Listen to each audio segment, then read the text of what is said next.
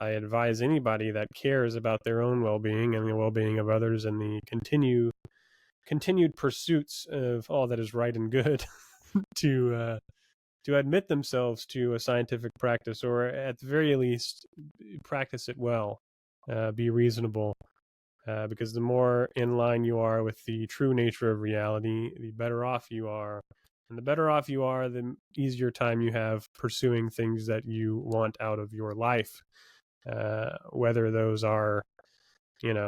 exploring outer space or developing some new technology or just going skiing or, seeing a movie down the street.